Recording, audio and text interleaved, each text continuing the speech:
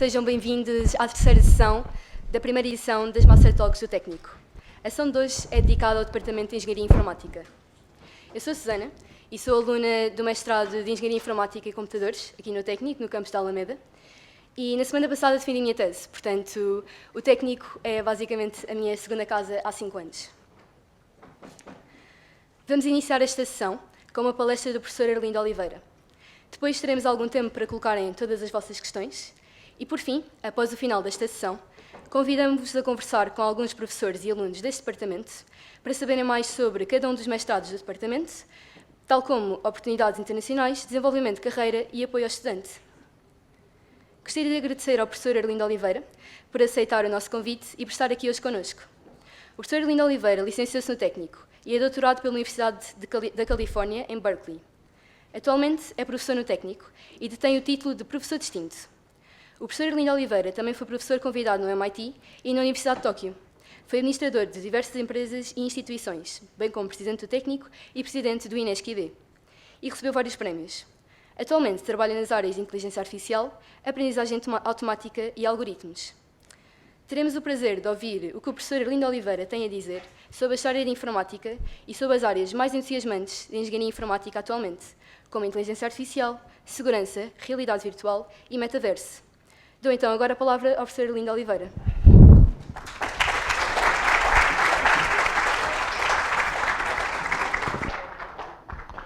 Olá, boa tarde a todos. Estou satisfeito de ver que tanta gente tem interesse em ficar a saber o que é engenharia informática, embora desconfie que muitos de vocês já sabem, de facto. Um cumprimento especial ao Presidente do Técnico, ao professor Rogério Colasso, que embora seja professor de Engenharia de Materiais, ainda não é tarde para aprender Engenharia Informática. E, portanto, temos aqui, agradeço o interesse nesta área, que vai ser a área do futuro. Sabem que quando começaram as engenharias, havia engenharia civil e engenharia militar. A engenharia civil era tudo engenharia civil, que era engenharia que não tinha aplicações militares. Depois a engenharia civil foi-se bifurcando, não é? Eu costumo dizer que no futuro vai ser tudo engenharia informática e as outras engenharias. Porque a engenharia informática vai se bifurcar até cobrir, basicamente, todas as áreas do conhecimento humano. Mas isto é uma teoria que não vale a pena falarem fora daqui. O que eu gostava de vos tentar transmitir aqui era, em parte, o interesse que eu tive desde novo pela engenharia informática, o que é engenharia informática, e porque é que eu acho que vocês farão bem se aprofundarem os vossos conhecimentos desta área e se decidirem fazê-lo aqui no Técnico. Okay? Portanto, tem duas partes. É o entusiasmo pela computação e é o que de bom fazemos aqui no Técnico para a computação. Okay? Pois, a resolução não ajuda, mas a ideia de automatizar o pensamento, de automatizar o raciocínio, é uma ideia antiga. Okay? Para dizer a verdade, apareceu provavelmente a primeira vez que o Thomas Hobbes, que num livro muito famoso, o Leviatã, disse o raciocínio não é mais do que fazer contas de somar e multiplicar, dividir e subtrair. Okay? No século XVII. Obviamente não havia computadores, nem máquinas de calcular, nem nada disso. Depois houve matemáticos, o Leibniz, o Pascal fez a Pascalina, o Leibniz fez a calculadora de Leibniz. No século XIX foi planeado um computador mecânico. Foi a oportunidade que a malta da engenharia mecânica perdeu, porque se ele tivesse tido sucesso, os computadores podiam ser mecânicos agora. Não podiam, por uma razão que eu já explico. Mas, se esse computador tivesse sido criado, teria sido um computador de uso geral. Podíamos programar um engenho analítico para fazer qualquer coisa. Okay? Mas realmente não aconteceu. O projeto acabou por falta de dinheiro. Era demasiado difícil fazer um computador mecânico com essas características. E o resultado acabou por ser a eletrónica. Ali nos anos 40, por causa da guerra, criaram-se os primeiros computadores digitais e obtiveram-se os resultados, o que são ainda hoje os resultados essenciais da computação, okay? Que eu já vou referir. Em paralelo com isto, desenvolveu-se a tecnologia da eletrónica, os transistores. Não é? Alguém disse que o transistor foi mais importante da história da humanidade. Porquê? Porque o transistor mudou completamente a sociedade. A pessoa que inventou o transistor estava só à espera de uma coisinha que amplificasse sinais elétricos, mas foi o transistor que tornou possível toda a revolução da informação em que vivemos. Okay? E há uma coisa curiosa que é o transistor, o humilde transistor, através dos circuitos integrados, veio a tornar possível coisas que eram completamente impensáveis há apenas 70 anos, quando nasceram os vossos avós, por exemplo. Okay? Qual foi esse resultado fundamental a que chegaram nos anos 30 o Alan Turing, o Alonso Church, também depois o Kurt Gödel? É um resultado muito importante, é o seguinte, que é, se uma máquina tiver, e alguns de vocês tiveram teoria da computação e talvez se lembrem disto, se uma máquina tiver a complexidade suficiente, e não é preciso ser muito complexa, ela é um computador universal, do ponto de vista que pode calcular qualquer coisa que seja calculável. Okay? O Turing propôs as máquinas de Turing, o Church propôs o lambda cálculos, há um resultado equivalente do Gödel, mas a questão essencial é que quando os computadores atingem um certo nível, tornam-se numa máquina universal. Não há nada que seja computável e que eles não possam computar. Okay? Há uns limites, não pode acabar a memória, não é? Podemos ter de esperar muito tempo, mas este é o resultado. E o resultado interessante é que, tanto quanto nós sabemos, o cérebro não é mais poderoso do que uma máquina de Turing. Portanto, o cérebro é um computador universal, à parte das limitações de memória, etc. E, portanto, tudo o que sabemos leva-nos a crer que um computador é exatamente tão poderoso naquilo que pode calcular como um cérebro humano. Okay? Isto, concordem que é interessante. Okay? Significa que se eu fizer o programa correto para um computador, eu desempenho a mesma função que uma pessoa pode desempenhar. Isto é o resultado matemático. Depois há uma série de questões interessantes que podemos ter, se o cérebro é super Turing ou não é. Se alguém quiser fazer a pergunta, eu depois posso responder. Mas tanto quanto sabemos, não é super Turing. Okay? Portanto, se há coisas que nós, como seres humanos, podemos fazer, um computador também pode. Qualquer coisa que vocês me digam. Okay? E foi isto que me atraiu para a informática, foi isto que me atraiu para a computação. Okay? Foi eu perceber que se nós soubermos computação e se soubermos programar, podemos programar numa máquina todo e qualquer comportamento inteligente que os seres humanos possam ter. E isto é fascinante. Okay? Claro que isto foi tudo empurrado por desenvolvimentos numa área afim, nomeadamente a eletrónica. Okay? Quando apareceram os primeiros transistores eram discretos, depois apareceu o primeiro circuito integrado e na altura um senhor chamado Gordon Moore constatou uma observação, que é, aparentemente, a cada 2 anos que passam, eu consigo meter o dobro dos transistores numa mesma área de circuito integrado. Uma observação muito simples. Não é? Nem parece nada especial, não é? Começa com um transistor, depois 2, depois 4, mas vocês conhecem esta história do duplicar. Não é? Esta duplicação a cada 2 anos está a acontecer há 60 anos. Portanto, já houve 30 duplicações. 30 duplicações é um fator de 1000 milhões. Okay? Se vocês usassem as tecnologias de há 60 anos, as válvulas de há 60 anos, para fazer uma coisa destas, tinha o tamanho do Estádio da Luz. Okay? Portanto, esta coisa inofensiva de duplicar a cada 2 anos, basicamente, e o que estamos a ver ali é o número de transistores que foi fabricado no planeta até um certo ano. Estão a ver ali até 2000, tínhamos fabricado mais ou menos, agora vou usar as unidades portuguesas, 1 bilhão, tínhamos feito mais ou menos 1 bilhão de transistores. Okay? 10 anos depois, okay, 2010, já íamos agora não vou dizer nada, já íamos em 10 elevado a 16. O que é curioso é que, olhando para ali, nós pensamos, isto aqui é mesmo a explosão que corresponde ao arranque da internet, não é? Apareceu o Google, toda a gente começou a usar o e-mail, portanto, esta explosão... Mas, não, afinal, isto foi um falso alarme. Estou a ver que em 2000 não aconteceu nada de interessante. Tá? Aquilo foi um ano bestialmente chato. O que aconteceu interessante foi ali. O que é que aconteceu ali? Foram os smartphones. Não é? Toda a gente, de repente, descobriu uma coisa que, aliás, ninguém sabia até à altura, que um smartphone era uma coisa útil. Para vocês que nasceram já este século, devem dizer, mas como é que é possível não terem logo percebido que um smartphone... Ninguém sabia. Okay? Aliás, quando saiu o primeiro iPhone, eu disse, disparate, mas quem é que vai estar a usar uma coisa a carregar ali? E como eu, a maior maioria das pessoas. Eu tive como vice-presidente de uma empresa americana que tomou esta decisão e a empresa abriu falência por causa disto. O gajo fez uma intervenção muito gira. Em 2000 e não sei quando, e pouco, houve um vice-presidente desta empresa que decidiu não avançar aquilo. Okay? Talvez o maior... Depois, esse vice-presidente era eu. Tive que o gajo gastou aqui em Portugal. Portanto, isto é curioso, ok? Portanto, mas já agora, ali ocorreu o smartphone. Mas se eu andar 10 anos para a frente, ok, estamos aqui, estão a ver que as últimas décadas foram bestialmente aborrecidas. Pá, não aconteceu praticamente nada. Okay? Está a acontecer tudo agora, mais ou menos em 2020. Okay? Pá, a lei de Moore eventualmente vai deixar de funcionar. Nós sabemos, pá, porque não dá para fazer transistores mais pequenos com um átomo, mas ainda há uma série de coisas que se podem fazer. Pôr uns em cima dos outros, pá, verticais, pá, há uma série de coisas giríssimas para fazer. E, portanto, a probabilidade de nós termos ainda mais, isto não está a funcionar, a probabilidade de nós termos ainda mais 10 anos, pá, deste crescimento exponencial é brutal. E, portanto, vocês pensem que em 2030, se calhar vamos olhar para esta altura e pensar, epá, isso foi um tempo mesmo aborrecido, não estava a acontecer nada de interessante no princípio dos anos 20, pá, agora é que está a grande explosão. Bom, pá, nós não sabemos quando é que isto vai desacelerar. Okay? Eventualmente vai desacelerar. Pá, mas quando chegarmos aqui, já tivemos tanta duplicação que pá, este smartphone tem muito mais poder computacional do que os Cray, pá, que eram os computadores míticos dos anos 90, e que as pessoas viajavam pá, até o outro lado do mundo para correr, para ter 1 minuto de tempo de CPU num Cray. Okay? Portanto, esta evolução tecnológica, já agora, isto não são os informáticos, estou aqui a fazer publicidade, isto não são os informáticos, mas nós beneficiamos disto, okay? Porque nós basicamente somos os gajos que utilizamos isto. Okay? Bom, esta ideia, aquela ideia do Church e do Turing, que de facto o computador é uma máquina universal, tão poderosa como o cérebro humano, levou rapidamente à ideia, pá, então vamos criar computadores inteligentes, vamos fazer computadores inteligentes.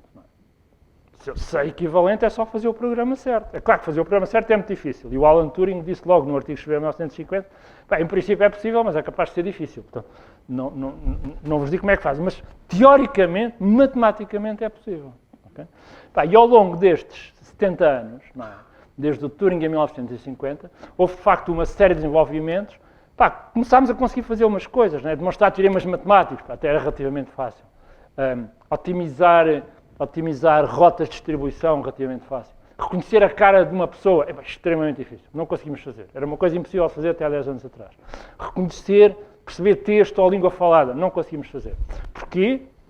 Uma coisa que se chama o paradoxo Moravec, que é conhecida como o paradoxo Moravec. O Moravec era um professor do MIT de robótica que basicamente constatou assim, coisas que parecem muito difíceis, afinal são relativamente fáceis, como demonstrar teoremas matemáticos, ou achar os melhores caminhos, ou até mesmo jogar xadrez ao nível de campeão do mundo. Mas coisas que parecem triviais, nós nem pensamos, reconhecer a cara de uma pessoa, reconhecer ou perceber o que nos é dito, são extremamente difíceis. Tão difíceis que nós, até há 10 anos atrás, não éramos capazes de fazer isto. Mas a partir de há 10 anos atrás, começámos a conseguir fazer isto. Conseguimos endereçar e resolver o paradoxo de Moravec. Okay? E com isso, temos coisas como estas, não é? Deepfakes, bestial, temos deepfakes, mas conseguimos ter o AlphaGo, o diagnóstico médico, temos imensas coisas que conseguimos fazer por conta destas tecnologias que temos desenvolvido basicamente nos últimos 10 anos, mas que de facto beneficiaram de todos os desenvolvimentos anteriores, dos 50 anos anteriores. Okay? Chama-se a isto a revolução da aprendizagem profunda, the Deep Learning Revolution. Okay? E eu não vou falar só de inteligência artificial e machine learning, okay? Tenho outras áreas aqui. Mas queria focar-me nesta, porque esta é a área que está a revolucionar não só toda a área da engenharia informática, mas como toda a área toda a sociedade. Okay? Porquê? Porque a inteligência, reconhecerão, é uma coisa extremamente útil. Não é? Talvez seja mesmo a característica mais útil dos seres humanos. Certo? Temos pés e conseguimos levantar os sacos de batatas, é útil, mas também há empilhadoras, não é? Portanto, a inteligência é que é única. Portanto, se nós conseguimos reproduzir a inteligência num suporte digital, num computador, num programa, todo o poder transformativo da espécie humana pode ser duplicado. Daí o entusiasmo. A Deep Learning Revolution tem várias componentes, mas eu vou falar aqui de 4 essenciais. Métodos de visão, que basicamente conseguem pegar numa imagem, interpretar a imagem e obter uma coisa semântica, descrever uma imagem, ou dizer o que é que está numa imagem, ou contar os carros, ou o que for. Okay? Modelos de linguagem, que são modelos estatísticos que percebem e geram linguagem. Métodos que otimizam decisão sequencial, que se chama Deep Reinforcement Learning. E modelos de difusão. Okay? O modelo de difusão é basicamente o oposto do sistema de visão. O sistema de visão pega numa imagem e vai para uma extensão semântica da imagem, e o modelo de difusão, através do método que eu já vos refiro, pega numa descrição semântica e gera a imagem. Okay? Portanto, eu dali vou para a descrição semântica e o modelo de difusão basicamente inverte esse processo. Okay?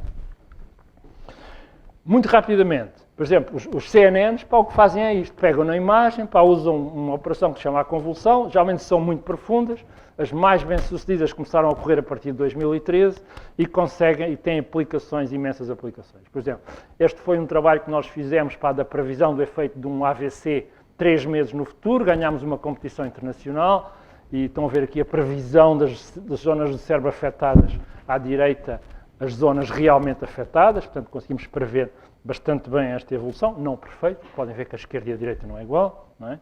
Este é o YOLO, que é um sistema que permite em tempo real, num vídeo, por exemplo, rotular os objetos. Fizemos um projeto agora há pouco tempo para uma empresa que quer meter câmaras destas nas luzes na rua para contar automaticamente os automóveis, as pessoas, as bicicletas e não sei o quê. Okay? Pronto. Isto relativamente à visão.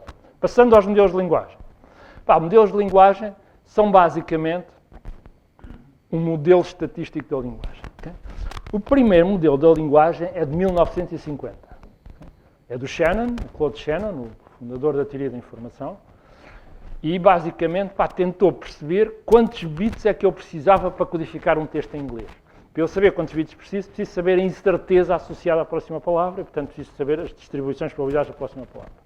Desde 1950 tem havido centenas de modelos de linguagem, mas os mais recentes, que são baseados nesta arquitetura dos transformadores, esta arquitetura é muito boa a capturar estas estatísticas, okay? É muito boa a capturar estas estatísticas, e estes modelos são eficientes e conseguem ser treinados em grandes volumes de dados. Por exemplo, o GPT-3, o primeiro destes grandes modelos, é de 2020, tem 3 anos e meio, foi treinado em textos que, se um de nós fosse ler 24 horas por dia, demorava 5.000 anos a ler. Okay? Portanto, o GPT-3 está como o ChatGPT e os outros falam com a mesma vontade de buracos negros e de neoliberalismo e da revolução bolchevique. Okay? Portanto, nenhum de nós, nenhum ser humano tem esta largura de interesses e de conhecimento. Okay? Mas são modelos estatísticos. Okay? São modelos que geram, eu acho que tenho aqui um exemplo, são modelos que geram textos estatisticamente. Por exemplo, se eu começar uma palavra com I, um hipotético modelo de linguagem, diria que há 2 palavras possíveis a seguir. Love or hate. Okay? Okay? Depois, for love, se calhar, não sei, cats e dogs, talvez haja outras coisas, mas este é um exemplo hipotético, não é? E se for hate, sei lá, spicy or snakes, se for spicy, o que é que vem a seguir a spicy? Não deve vir cão, não é? Portanto, se for spicy, deve ir food. Estão a ver que, portanto, à medida que eu aumento o contexto, o conjunto de palavras que estão para trás, vou restringindo. Okay? E embora o modelo gere palavras aleatoriamente de acordo com esta distribuição, o que ele gera faz sentido. E por isso é que nós, quando falamos com o ChatGPT ou coisa assim, ou quando lhe fazemos uma pergunta, ou pedimos para ele fazer o relatório de um projeto, não é? Por isso é que aquilo faz coisas mais ou menos decentes. Mas não é um motor de busca, não é? Se vocês quiserem saber em que ano é que nasceu a Cleópatra, é melhor ir ao Google, ok? Porque o ChatGPT é gajo para inventar, para dar ali uma coisa à zona, não é? Porque ele não é uma base de dados. Ele é um modelo estatístico da linguagem, okay? Que é uma coisa completamente diferente. Bom, etc. Eu já tenho mais qualquer coisa a dizer sobre isto, mas rapidamente. Reinforcement Learning. Reinforcement Learning é provavelmente esta ideia, falta-me aqui um slide, é provavelmente esta ideia de que eu consigo tomar um conjunto de decisões sequenciais e, dado o resultado final, imputar responsabilidade à série de decisões e descobrir quais é que foram as certas e quais é que foram as erradas. Okay? Portanto, ao contrário da aprendizagem automática, tradicional, supervisionada, onde eu faço uma ação e tenho logo o resultado, aqui tenho uma sequência de ações. Isto é, por exemplo, especialmente útil para jogar Go ao xadrez, não é? Porque eu jogo um jogo até ao fim e depois consigo imputar crédito e responsabilidade a cada uma das jogadas. Okay? E este jogo, o Go, que se pensava que era basicamente inatacável por técnicas standard de inteligência artificial, veio a revelar-se atacável e solúvel, de alguma maneira, por técnicas de reinforcement learning. Mas não é só não preciso usar isto só no Go. Posso usar isto, por exemplo, em jogos de computador. Posso treinar um agente para jogar, por exemplo, este é o caso do StarCraft, okay? Onde os agentes são treinados e jogam melhor do que a maior parte dos seres humanos nisto. Okay? Ou posso usar isto para ensinar um agente a conduzir. Não é? Meto o gajo num carro, não é? Se o gajo chegar ao destino, dou-lhe um reforço, dou-lhe uma recompensa, e se não chegar, se partir o carro, dou-lhe uma penalização. Não é? Claro que não convém fazer isto com carros a sério, não é? Convém fazer isto com carros no ambiente virtual. Porque se fizer com carros a sério, o gajo vai partir para aí um milhão de carros antes de chegar ao sítio. Mas com carros virtuais posso fazer. Estão a ver? Portanto, esta ideia de otimizar decisões sequenciais. Tudo leva a crer que nós corremos algoritmos semelhantes a reinforcement learning no nosso cérebro.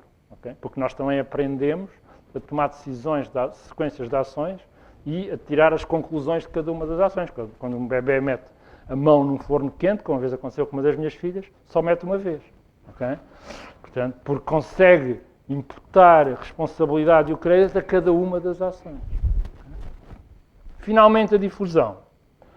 A difusão, como eu vos disse, por exemplo, o processo de visão por computador, se eu pegar num cão branco e for acrescentando ruído até chegar ali ao lado direito, ok?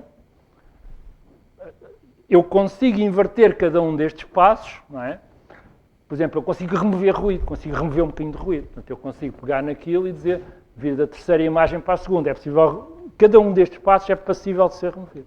Mas se eu começar com o ruído branco e disser remove o ruído desta imagem, sabendo que isto é um cão branco, okay? Ele vai andando da esquerda para a direita até chegar a um cão branco. Okay? Se vocês não disserem que é um cão branco, disserem que é um cachorro a correr atrás de um carteiro numa bicicleta, o gajo remove o ruído da imagem, que é só ruído, até chegar a um cão a correr atrás de um carteiro numa bicicleta. Okay? E é com coisas destas que nós geramos coisas como esta, uma pintura que ganhou um concurso de pintura no Colorado, com este título, Teatro da Ópera Espacial, ou esta figura, esta fotografia que ganhou o World Sony Photo Award, e que também é gerada por um sistema destes, ou isto é uma coisa que a gente fez já há uma série de anos, a tecnologia não é grande coisa, mas vocês... Boa noite, Filomena. Muitos parabéns pelo novo programa. Confesso que me rio muito mais com a Cristina, mas enfim, são gostos. Eu não sou o verdadeiro presidente. Filomena, muita cautela, que há aí muita gente a fazer-se passar por mim. Temos de tirar uma selfie um dia destes. Beijinhos. Portanto, o que nós fizemos, pegámos numa fotografia do Marcelo, pegámos num ator que disse estas frases, pedimos ao grupo Pato Fala do Inesquidê para sintetizar a voz do Marcelo. Felizmente ele fala muito e, portanto, há muita amostra de dados para sintetizar e basicamente gerámos isto para aquele programa da Filomena Cautela que já passa, foi há uns 3 anos. Isto não está particularmente bom, mas foi feito a correr, também poucos dias e também não. Já agora, por exemplo, o que eu vou passar agora são alguns filmes, exemplos de projetos que foram feitos aqui no mestrado, okay? E que aplicam algumas destas técnicas e também outras. Não é? Por exemplo, este aqui é um sistema que automaticamente acompanha atores que se movem. Foi um trabalho de um aluno do Jacinto Nascimento. A seguir é um trabalho de um aluno da Sofia Pinto, que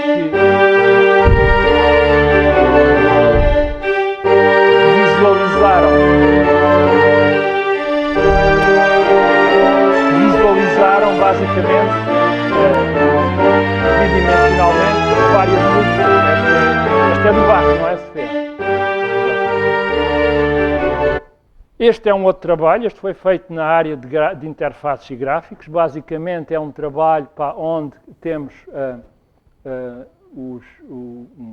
uma história numa cidade que é contada, ok? Portanto, a pessoa pode seguir uma história através das coisas da cidade. Foi uma coisa feita por alunos do Nuno Jardim Nunes.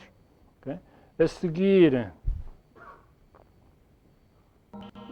seguir temos um grupo grande de jogos, que basicamente faz jogos, portanto, são jogos feitos pelos jogos de engenharia informática. O Rico Prada coordena isso, portanto fazem muitos destes jogos, obviamente há com várias disciplinas e há um grupo grande, um conjunto de plataformas que fazem isto. Portanto, aqueles de vocês que entraram em engenharia informática para fazer jogos, ficam a saber que podem fazer jogos. Depois de 3 anos onde não vos pediram nunca para fazer um jogo e só vos pediram para fazer programas em Python para determinar os números primos, não é? Mas também podem fazer jogos assim, ok? E este é um trabalho do António Leitão que mostra como é que nós podemos programar edifícios. É um esforço grande para podermos programar edifícios. Portanto, aquela ideia pá, dos engenheiros civis estarem a desenhar à mão, não sei o quê, pá, é uma estucha. A gente escreve isto em Python e os edifícios aparecem.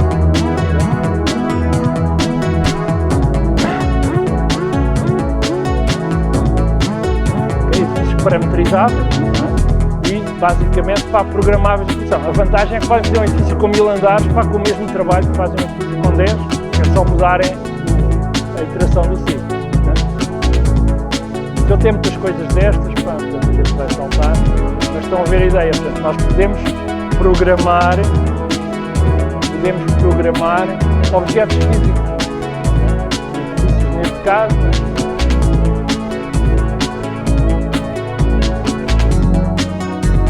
Ok, como eu já estou a tomar muito tempo, pá, nem tudo é tão visual, há muito trabalho que não é visual, há muito trabalho em segurança, pá, onde é extremamente interessante, mas não dá bonecos tão bonitos, não é? Mas, por exemplo, isto aqui é uma arquitetura de um sistema para os carros da Waymo, os carros autónomos que vocês forem em São Francisco podem apanhar um na rua, ok? E, portanto, esta é uma proposta de uma arquitetura, foi feita por alunos do Miguel Almeida da Silva, para os carros da Waymo e da Alphabet. Okay? E tinha ainda mais um exemplo, o que eu tenho aqui foi uma pequeníssima amostra das coisas que se fazem aqui nos diversos mestrados, né? Na área da inteligência artificial, que é mais próxima da minha, mas na área da segurança, na área dos sistemas distribuídos, no metaverso, portanto, na área da realidade virtual do metaverso e das interfaces, e também na área da engenharia de software, portanto, a especificação de sistemas complexos. Acho que tenho um último exemplo. Este é um último exemplo de um trabalho de alunos do Nuno Lopes, onde basicamente a ideia é treinar sistemas de machine learning de uma maneira completamente transparente para o utilizador, onde o sistema usa todas as GPUs que tiverem disponíveis e o sistema automaticamente adapta-se. Aqueles de vocês que já fizeram coisas sabem que neste momento têm a dizer quantos é que vão usar, etc, etc. Esta é uma arquitetura que foi desenvolvida aqui que permite basicamente treinar sistemas de machine learning de maneira completamente elástica e transparente ao utilizador. Okay? Portanto, o que eu tentei para dar-vos aqui era uma ideia, primeiro do entusiasmo que eu sempre tive e continuo a ter pela engenharia informática, pela computação, mas também dos trabalhos que nós fazemos aqui no técnico. Estamos na frente de onda. Quando eu, em 1900, deixa eu ver se eu acerto nisto, em 1989 fui para os Estados Unidos fazer o doutoramento, não havia a diferença entre uma universidade nos Estados Unidos e uma universidade aqui era muito grande. Eu podia fazer coisas lá que não podia fazer aqui. Felizmente essa diferença reduziu-se. Okay? Felizmente neste momento nós podemos fazer aqui basicamente as mesmas coisas que fazemos numa universidade nos Estados Unidos.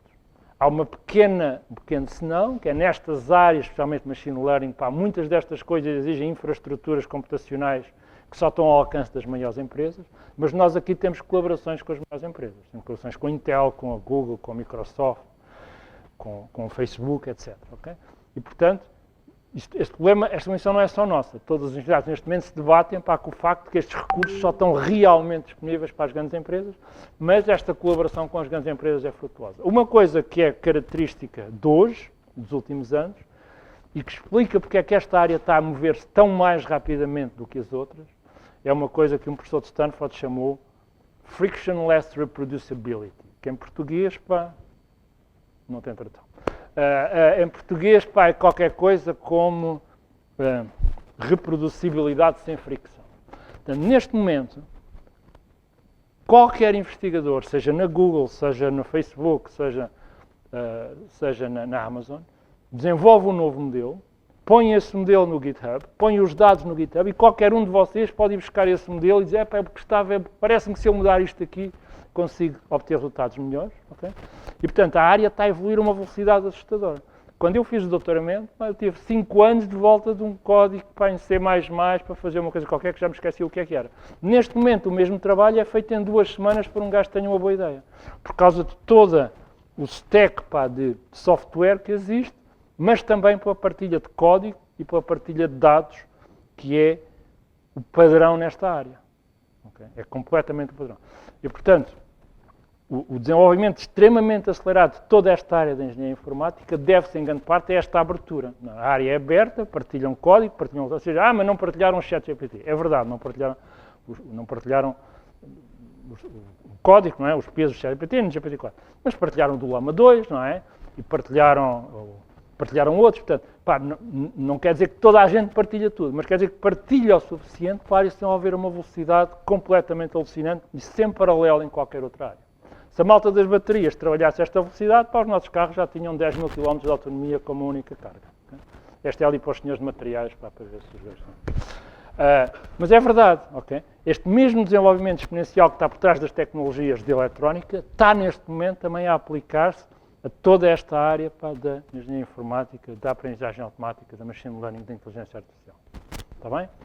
E pronto, era isso que eu queria partilhar com vocês. Pá, tenho aqui umas fotografias bonitas. Isto acho que é a Lake no Tagus Park. Isto é a malta da informática deste ano, quando foram recebidos aqui na Alameda.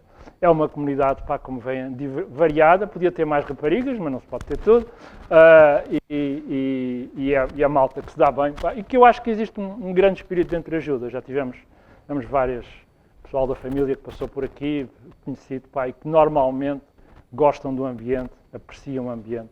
E o ambiente de entreajuda, muito mais de entreajuda do que competição. Às vezes há um bocadinho de entreajuda demais, não é? Quando se contratam projetos aos alunos dos anos mais avançados, é assim um bocadinho entreajuda demais. Mas, à parte desses detalhes que a gente vai apanhando, pá, com os softwares de detecção de cópia, etc., acho que há um ambiente extremamente saudável de entreajuda e de colaboração aqui. Muito obrigado.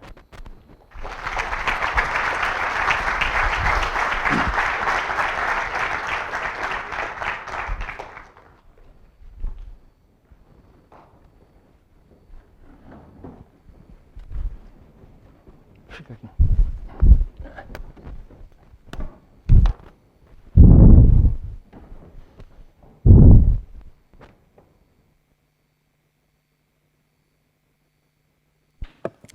Obrigada, professora Arlinda Oliveira, por uma palestra tão interessante e entusiasmante. Agora temos tempo para colocarem as vossas questões ao professor Arlinda Oliveira. E se tiverem questões, peço-vos para colocarem o vosso braço no ar e alguém vos fará chegar um microfone. Eu gostaria de começar por perguntar o que é que mais o entusiasmou para vir trabalhar na área de engenharia informática? Bem, já falou um bocadinho, mas para explorar um bocadinho mais isso. E porquê é que acha que continua a ser uma área do futuro? Bom, as razões porque eu gostei da engenharia informática, da programação dos computadores, são... É claro, é preciso dizer, pá, que quando eu comecei com isto, não era bem o que temos agora, não é? Eu comecei com uma coisa chamada um ZX81, que era um computador que tinha, imaginem vocês, 16K de memória, não é? E quando se desligava, voltava ao princípio. Portanto, nada do que eu tivesse feito ficava lá, não é? Depois apareceu para uma coisa bestial, que podíamos gravar para cassetes. Claro que vocês não sabem o que é uma cassete, mas pá, não interessa. Era uma coisa que a gente usava para gravar som nesses tempos idos e gravávamos os programas em cassete. Era assim uma coisa... A gente, pá, aí com 2 minutos conseguia gravar um programa 16K. Depois aquilo veio muito para o ZX Spectrum, que era uma coisa vastamente mais sofisticada e que tinha 48 capas de memória. E depois, quando cheguei aqui, cheguei mais ou menos, quando comecei a programar com cartões, okay? Portanto, havia ali onde é agora a loja do técnico, eram as perfuradoras de cartões, não está aqui mais ninguém que se lembre disto, talvez o Mário. O Rogério também programaste com cartões, mas tu és mais novo. Bom, pá, basicamente a gente chegava ali, fazia fila para as perfuradoras, não é? Saímos dali com uma pilha de cartões, cada cartão é uma linha de código, cuidado para não deixar cair, porque se deixarem cair têm de ordenar, não é? E deixar cair 300 cartões, ordenar 300 cartões é uma grande astuça. Aquilo estava numerado, mas mesmo assim é uma grande astuça. Pegávamos nos cartões, metíamos numa prateleirazinha ali. O que é ali agora? É onde é a DSI, não é? Portanto, metíamos ali numa prateleirazinha e depois daí a 2 horas íamos buscar. Okay? Mais de metade das vezes aquilo dizia compilation error, não é? Mas enfim, deixem passar aqui umas noitadas boas, não é? Quando finalmente conseguíamos tirar todos os compilation errors, então começávamos a divagar. Portanto, podem imaginar que não era exatamente a mesma experiência confortável que vocês têm agora, por mais que vocês reclamem dos professores de fundamentos de programação. Mas... bom, não interessa, agora vou contar a história toda. Depois apareceram uns decks, onde a gente já tinha terminais, uma coisa, não havia janelas nem gráficos, mas havia terminais, que era uma coisa brutal. E depois, quando fui para os Estados Unidos, então apareceram as primeiras coisas onde imaginam, além de texto, podiam aparecer imagens no ecrã. Vocês não estão a ver, o que é que isso foi, não é? Uma coisa completamente inusitada. Mas enfim, isto só para dizer que, apesar de ter começado a programar aqui com cartões, A experiência é interessante, é um desafio intelectual. Eu continuo a achar que conceber um bom algoritmo, transformá-lo num programa, depurar o programa, pôr aquilo a correr, é um desafio intelectual único e estimulante. E é curioso que 40 anos depois de ter começado a fazer isso, se calhar 45, 40 anos depois de ter começado a fazer isso, continuo a achar. Okay? Ainda agora, está ali o Alberto Abad ou não? Está ali. Ainda agora, quando o Alberto Abad desenhou ali o projeto de fundamentos de programação, eu fiz questão de resolver aquilo e ter nota máxima. E não foi fácil, porque ele faz uns testes bem difíceis. Portanto, mas é aquele desafio intelectual da gente mostrar que é mais esperto que os outros gajos. Não é? E acho que esse desafio continua a ser interessante. Continua a ser interessante. Obrigada, professor. Há alguma pergunta aqui da audiência? Força, não sei o que é que está aí.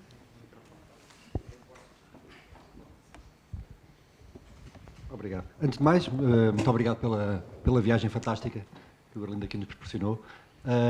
Duas questões. Uma é aproveitar a dica do Super Turing, já agora elaborar um bocadinho sobre isso. E a segunda é, pegando naquele tema dos transistores, encavalitá-los uns em cima dos outros e tudo isso, como é que entra aqui na equação a computação quântica? E em que medida é que isso também pode ajudar a acelerar ou a criar aqui uma disrupção, ou estamos ainda a falar de ficção científica e isso não está no horizonte nos próximos 10, 15 anos? Obrigado. A segunda coisa quântica e a primeira era... Super Turing. Sim. As boas notícias é que o Turing, em 1937, e o Church por outra via, resolveram o que havia para resolver. Não há nada que seja Super Turing, tanto quanto a gente sabe. Okay?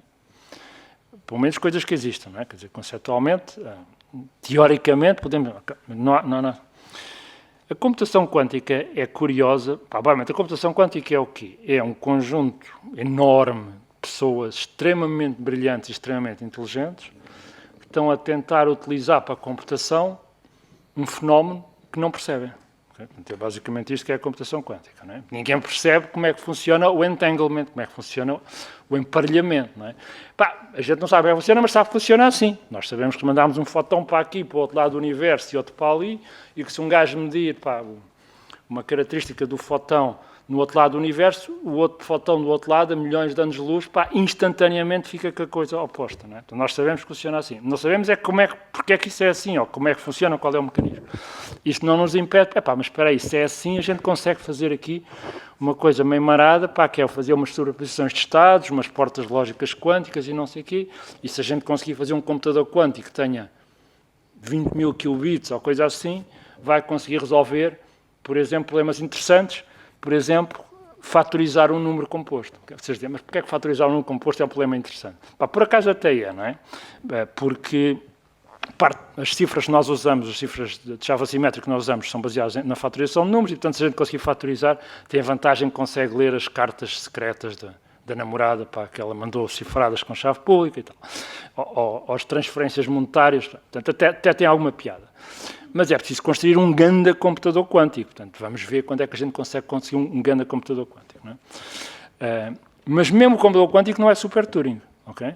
E nem sequer, para dizer a verdade, nem sequer quebra a barreira de complexidade dos problemas NP completos. Agora fica um bocadinho mais técnico, mas a malta que já teve análise e síntese de algoritmos, quem é que já teve análise e síntese de algoritmos? A malta... sabe o que é que eu estou a falar. Então, um computador quântico não resolve em tempo linomial um problema que seja NP completo. Okay? Portanto, nem sequer quebra a barreira da complexidade do NP completo. Portanto, os computadores quânticos são bestiais para resolver problemas que realmente não existem. Não é? Agora, pode ser que um dia venham a existir. Não é? Pode ser que um dia a gente venha a ter um computador quântico de tal maneira poderoso que consiga cobrar uma cifra RSA de 1024 bits. A altura em que o gajo muda aquilo para 2048. Não é? Mas, agora, há áreas de nicho onde os computadores quânticos podem ser muito úteis. Por exemplo, resolver problemas físicos de conformação de moléculas, etc. Porque aí os fenómenos quânticos são inerentes, não é? E, portanto, um computador quântico pode ser muito mais eficiente a resolver um problema de conformação de átomos ou coisa assim do que um computador tradicional. Mas são essencialmente problemas de nicho. Okay? A menos que alguém tenha um breakthrough bestial e, de facto, consiga uma tecnologia física que consiga computadores quânticos de com dezenas de milhares de qubits, e aí tem algumas aplicações em otimização, mas não são exatamente revolucionárias. Portanto, eu acho que há um bocadinho aí do wishful thinking. Mas há aplicações de nicho onde a computação quântica pode vir a fazer a diferença.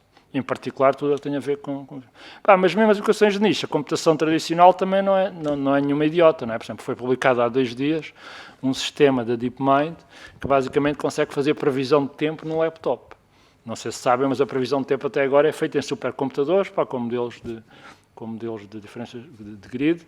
Para prever o tempo daqui a 3 dias, eu preciso gastar uma série de dias num supercomputador, e o pessoal da DeepMind mostrou que consigo correr modelos com precisão equivalente num coisa. Portanto, a computação tradicional também não está ali parada à espera que a computação quântica avance. Portanto, vamos ver. Eu acho que vai ser uma tecnologia de nicho, que vai ser útil em algumas áreas, problemas físicos, mas eu acho que não vamos ter um telemóvel com um processador quântico. Nenhum de vocês, para dizer a verdade. Eu vou morrer daqui a poucas dezenas de anos, mas mesmo vocês têm 70 anos pela frente, acho que nenhum de vocês vai usar um telemóvel que tem um coprocessador quântico. Não quer dizer que não vão usar um telemóvel em que o fabricante disse que tem um coprocessador quântico. Isso é outra história. Isso talvez vão. Mas um telemóvel com coprocessador quântico eu acho que não vai existir. Desculpa lá, Rogério. Desculpa lá. E há mais alguma questão?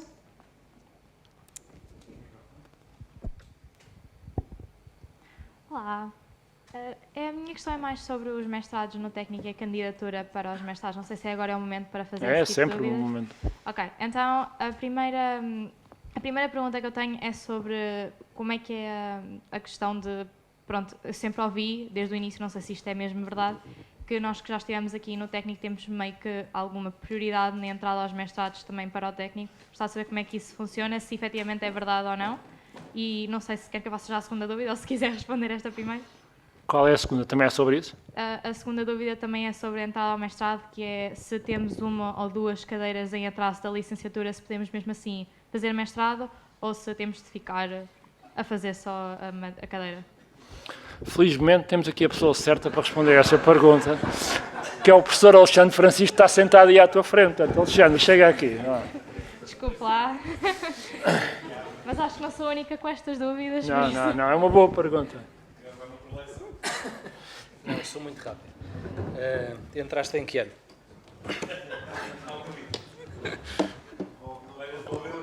Entraste em que ano?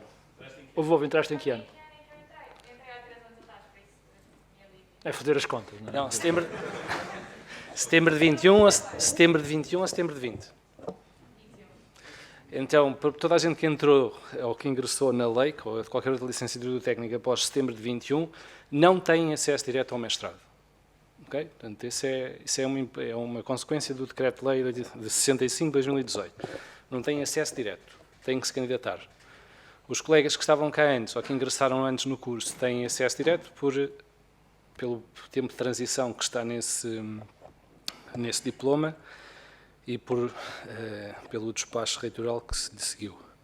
Portanto, essa é a resposta à primeira pergunta. Portanto, significa que todos os alunos que tenham entrado depois de setembro de 21 no curso e concluam o curso e queiram prosseguir para o mestrado, isto é verdade no técnico em qualquer universidade portuguesa, têm de concorrer ao segundo ciclo. Portanto, têm que fazer uma candidatura e escolher o mestrado que querem prosseguir, seja o MEIC, seja outro qualquer. A segunda pergunta, prioridade. Não. De acordo com a lei, não há propriamente prioridade. Os coordenadores têm um regulamento que podem aplicar, podem valorizar currículos, podem valorizar os currículos da lei, que se assim entenderem, mas é essa valorização que é feita e dependerá do júri do concurso. Portanto, essa é a segunda coisa.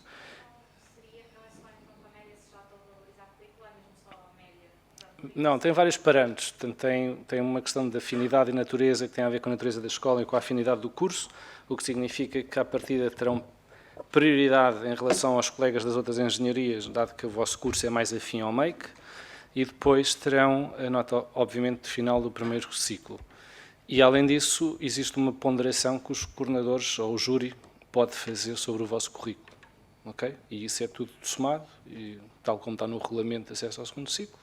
Depois é feita uma seriação e os colegas ficam colocados. Devo dizer Ok, que... o nosso objetivo é que os alunos de cá consigam... Certo, exato. E além disso, o número de vagas que vão estar a concurso serão, tanto quanto eu consigo avaliar, mais do que suficientes para todos vocês e colegas que ainda possam vir de fora, queiram vir. Em relação às cadeiras, nós... efetivamente, não pode haver alunos matriculados no segundo ciclo com o primeiro ciclo por concluir, portanto, formalmente não podem estar matriculados. O que nós fizemos foi permitir que, sem custos acrescidos em relação àquilo que pagariam em termos de propinas e outras taxas em relação ao segundo ciclo, possam se inscrever em cadeiras isoladas em avanço, que serão contabilizadas no mestrado quando vocês ingressarem. Está bem? Portanto, podem avançar na mesma, mas têm que se candidatar depois alguma vez no futuro para elas serem contabilizadas no mestrado. Está bem?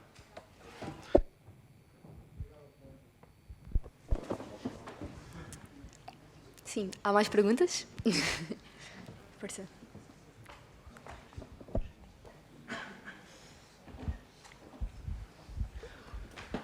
Olá, muito obrigado por poder disponibilizar o seu tempo para responder este tipo de perguntas.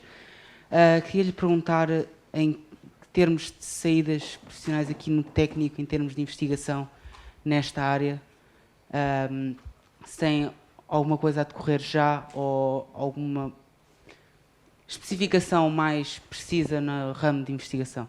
Obrigado. Portanto, associado à engenharia informática, existem vários institutos de investigação no técnico, entre os quais o INESC-ID, o Instituto de Telecomunicações e o Instituto de Sistemas e Robótica, que são os mais próximos desta área, e há o IT, portanto, os 4 institutos mais próximos desta área, que têm vastas ofertas de projetos de investigação, desde áreas da inteligência artificial, da segurança, da realidade virtual, da interação. Portanto, temos, felizmente, 4 institutos extremamente fortes, todos eles muito bem avaliados, muito bem financiados, com projetos nas mais diversas áreas. Muitos desses projetos são em colaboração com empresas, com grandes empresas. Temos doutoramentos em particular, mas também teses de mestrado são feitos em colaboração com a Intel, com o Facebook, com a Google, etc. E, portanto, as possibilidades de fazer investigação aqui são praticamente ilimitadas. Para dizer a verdade, nós neste momento estamos limitados pela inexistência de suficientes candidatos interessados em fazer isso. Okay? E, portanto, estamos a ir buscar muitos candidatos ao estrangeiro. Estamos a ir buscar malta à China, à Índia, ao Paquistão, ao Irão. Estão a ver os riscos para trazer malta do Irão. Bom, mas são bons alunos. Portanto, nós estamos a ir buscar neste momento pessoal porque não há suficiente oferta cá. E porquê? Porque o mercado também quer muita malta que acaba o mestrado aqui. Não é? Até uma licenciatura. E, portanto, nós neste momento estamos a competir na investigação com as empresas que querem. E não só aqui. Há muitas pessoas que acabam o curso aqui e uns vão trabalhar para o estrangeiro e outros vão trabalhar aqui para o estrangeiro. Ouvi dizer que a Susana andava a considerar essa possibilidade. Por acaso,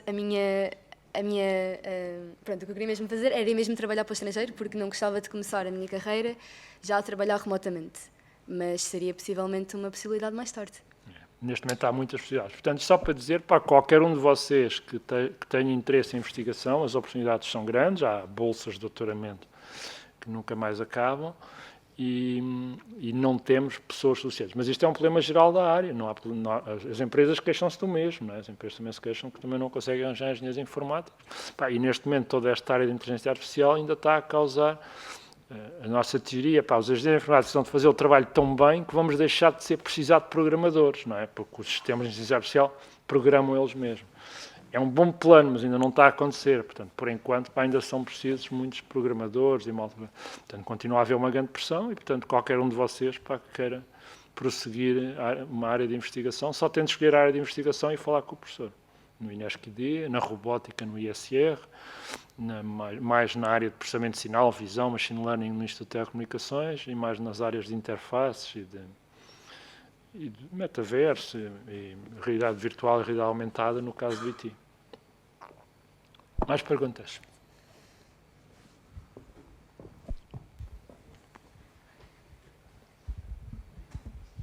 Olá, boa tarde.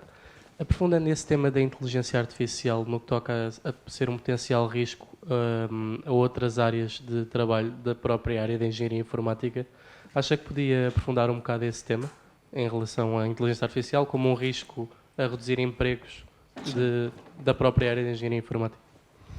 A teoria subjacente a isso é assim, à medida que nós fazemos sistemas de inteligência artificial cada vez mais poderosos, vamos conseguir automatizar diversas partes de trabalho, não é? Por exemplo, vamos conseguir automatizar a resposta ao cliente, para pessoas que estão num call center ou responder a mails, grande parte disso vai ser automatizado. Vamos automatizar na área jurídica, para onde fazer um parecer ou elaborar um contrato. Já há imensas empresas que fazem isso. Vamos automatizar parcialmente a área médica, o diagnóstico de imagem. E também há o potencial para automatizarmos parcialmente, pelo menos, a área da programação. E aqueles de vocês... Quem é que daqui usa o ChatGPT para dar umas dicas para quando estão a programar? Só esse? Então os outros usam o quê? Usam o Copilot, não é? Ok. Portanto, neste momento, ferramentas como o Copilot já ajudam muito, não é? Quer dizer, voltamos àquela história, não é? Eu programava em cartões, cartão a cartão, e vocês vão dizer, eu na altura programava linha a linha, vocês não queiram saber cada linha de código que eu tinha de programar.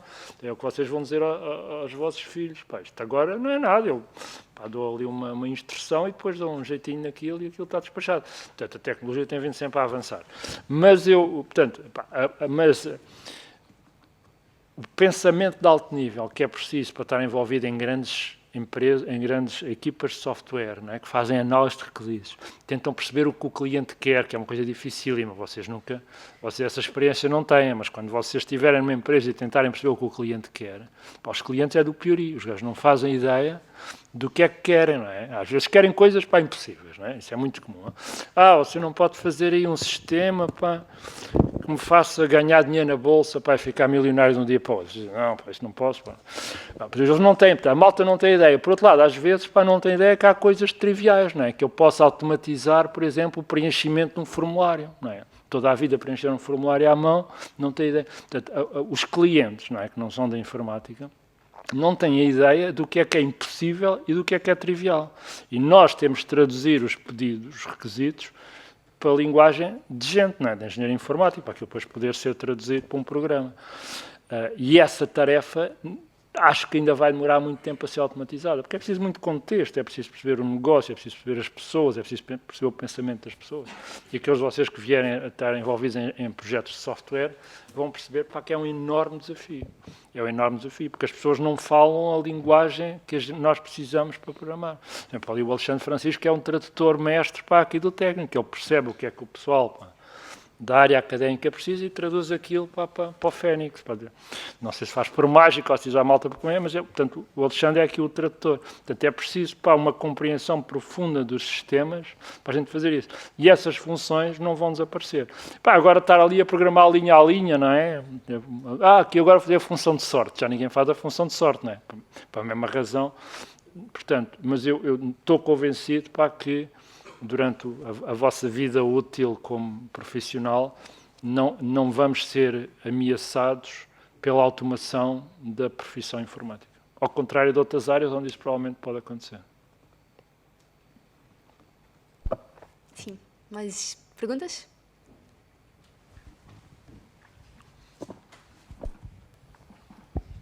Olá, muito boa tarde. Eu gostava de fazer uma pergunta em relação ao metaverso. Temos vindo a ver uma grande aposta na Mixed Reality, nomeadamente pela Apple, com os Apple Vision Pro, como a Meta, já com os Meta Pro e os Meta Quest 3. Como é que isto pode vir a evoluir e a mudar, provavelmente, o nosso dia-a-dia no futuro? Obrigado. Eu sou um grande crente no futuro do metaverso. Okay? Acho que o metaverso tem um enorme potencial de alterar a forma como nós interagimos uns com os outros e com os computadores, mas em particular uns com os outros. Mas há uma série de obstáculos tecnológicos que até agora têm impedido de concretizar essa visão. Okay? E estes obstáculos são extremamente sérios. Nós estamos a falar de requisitos técnicos, pá, extremamente... Portanto, a ideia, pá, que a gente põe uns óculos e fica imerso numa realidade que é indistinguível, basicamente, da realidade real, exige, pá, tem requisitos técnicos de timing e de eficácia e de resolução, etc., que até agora têm basicamente impedido a concretização dessa visão. E esses desafios são de tal forma grandes que eu não consigo antecipar quando ou mesmo se eles serão ultrapassados. Okay? Eu continuo a achar que algures, pá, vai aparecer uma empresa com a tecnologia certa, que vai criar um ecossistema, pá, e que todos nós vamos pôr, pá, de manhã uns óculos e é como se estivéssemos aqui, não é? Ficamos sentadinhos no sofá em casa, pá, mas é como se estivéssemos aqui e falamos com as pessoas ao lado de uma maneira quase indistinguível. Mas ainda estamos longe. Portanto, eu acho que o metaverso tem um grande potencial, mas é possível que esse potencial venha a demorar a concretizar-se. E, pelo contrário, se concretizem coisas mais intermediárias, como a realidade aumentada, onde os requisitos são um bocadinho diferentes, mas é muito útil, não é uma sobreposição ao mundo real de informação adicional, ou outras coisas parciais, não é? E depois há outra dificuldade, que também é chata, que é nós conseguimos resolver o problema da visão e da audição, com um equipamento apropriado quando ele existir, mas os outros sentidos são mais complicados de resolver. E, portanto, a imersão real exigiria a resolução dos outros sentidos, pá, e aí a coisa fica um bocadinho mais fina, porque ou metemos uma ficha USB-D aqui na nuca e ligamos, não é? E aí está resolvido o problema, mas nem toda a gente vai querer fazer isso, ou então, pá, não é fácil resolver o problema dos outros sentidos. E, portanto, eu acho que o metaverso, pá, por exemplo, eu acho que a Facebook precipitou-se um bocadinho no entusiasmo, portanto, apostaram numa tecnologia que provavelmente não está madura para o nível de divulgação que eles querem. Mas acho que é uma tecnologia com enorme potencial e a investigação nessa área é fascinante. Eu, por acaso, não trouxe aqui porque não me mandaram, mas temos coisas muito giras de realidade virtual e de realidade aumentada.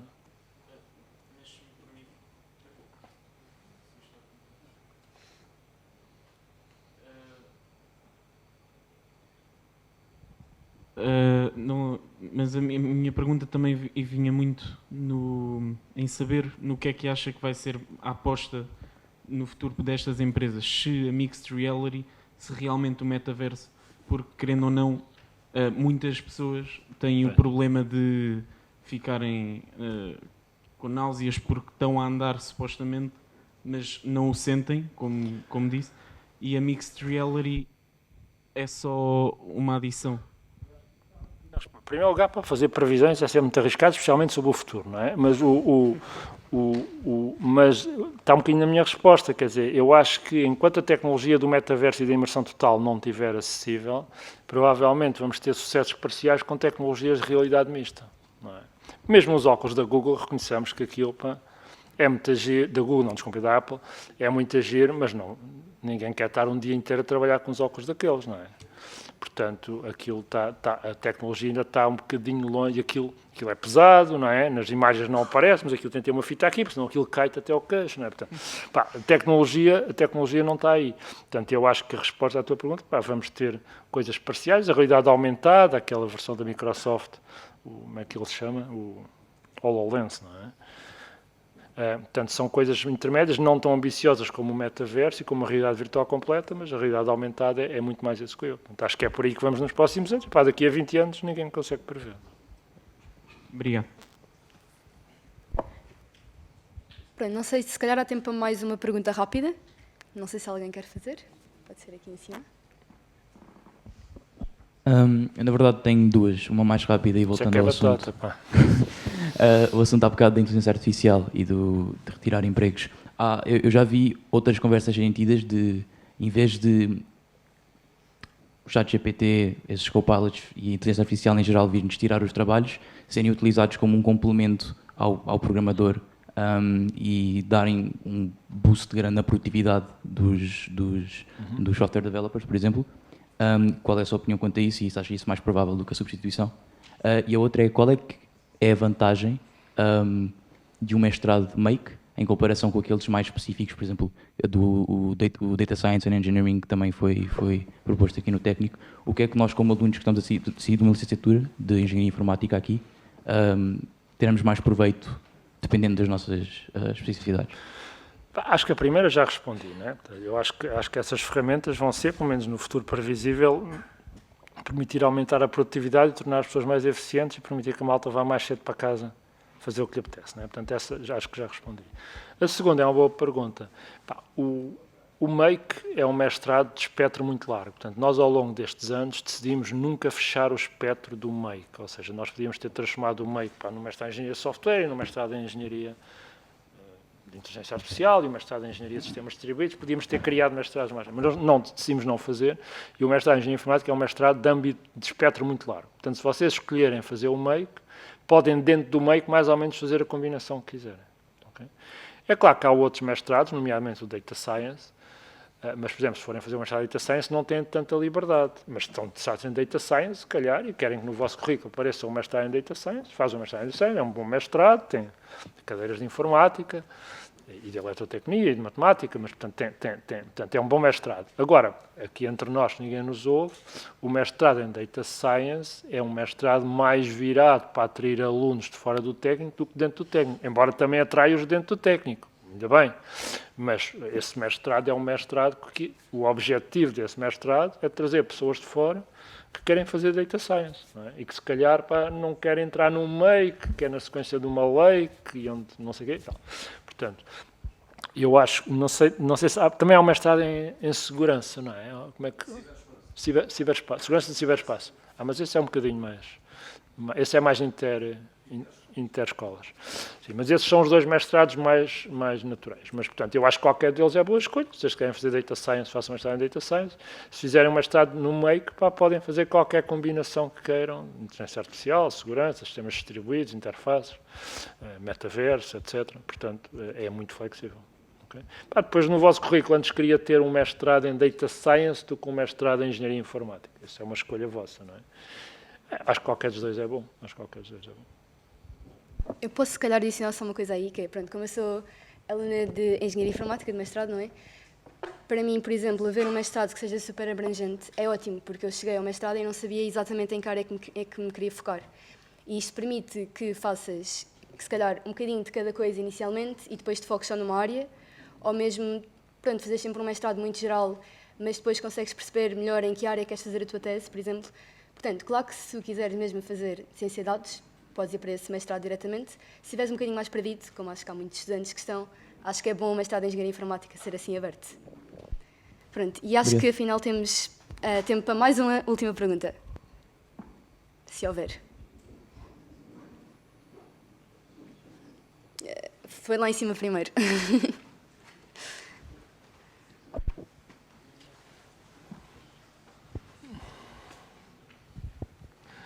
Boa noite. Era para perguntar sobre a utilização do ChatGPT para a universidade e para a escola. Eu não preciso... Não sei, o ChatGPT não devia ser puxado para os alunos utilizarem, pois pode ser uma ferramenta que podemos utilizar no nosso dia-a-dia. Obrigado. Eu não percebi bem o princípio da pergunta, mas a pergunta, acho eu, é se não devíamos estimular os alunos a usar modelos de linguagem no dia-a-dia. Exato. Sim, devíamos estimular. Nós fizemos uma comissão que foi nomeada para estudar essa questão e a Comissão elaborou um relatório e vai haver agora uma nota do Conselho Pedagógico a dizer justamente isso. Portanto, os modelos de linguagem... Aí estamos a falar modelos de linguagem, não é? Portanto, os modelos de linguagem devem ser usados pelos alunos nos seus trabalhos, deve ser clarificado quando é que usam, quando é que não usam, e os professores devem dar alguma formação ou informação sobre como e que podem e devem ser usados. Portanto, mas eu acho que neste momento não estou muito preocupado com isso, porque quanto eu sei, já todos os alunos usam o ChatGPT, pelo menos os meus alunos de Fundamentos de Programação vieram dizer, professor, podemos fazer o projeto com o ChatGPT? Eu disse, se funcionar, se passar nos testes. Portanto, mas agora, realisticamente, o ChatGPT não consegue fazer a cadeira de Fundamentos de Programação, não é? Portanto, e muito menos as outras. Portanto, mas em coisa geral é assim, nós não queremos proibir a utilização do ChatGPT, pelo contrário, queremos. Agora, a única coisa que queríamos era que vocês não saiam daqui engenheiros de ChatGPT. Queremos que saiam engenheiros informáticos que sabem usar o ChatGPT, que é uma coisa um bocadinho diferente. E, portanto, essa comissão também recomendou algumas coisas, como, por exemplo, fazer exames e testes onde a pessoa não pode usar o ChatGPT. Mas sim, mas a resposta é, aliás, já vários alunos, professor, muito obrigado, eu agora vou ali falar com o ChatGPT para tirar umas dúvidas. Mas, bem. Bem, infelizmente não temos tempo para mais perguntas, mas eu penso que o professor Arlindo Oliveira vai estar disponível ali no átrio para depois, se quiserem, fazer mais perguntas. Obrigada mais uma vez, professor Arlindo Oliveira, por ter estado aqui connosco e a responder a estas perguntas. Vou pedir mais um aplauso pela palestra. Obrigado, Susana.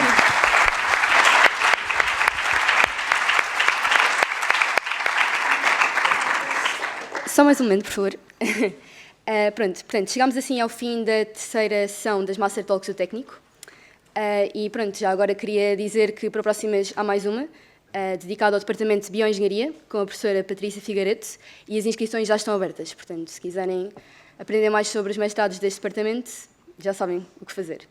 E gostaria também de informar que está a decorrer uma sessão de pósteres de alunos de doutoramento de Engenharia Informática, e os pósteres, na verdade, estão aqui fora no átrio.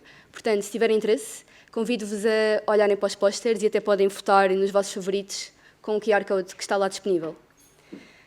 Por fim, obrigada a todos mais uma vez e gostaria de relembrar que lá fora, no átrio também, poderão conversar com os representantes de cada mestrado e deste departamento e também com alguns alunos.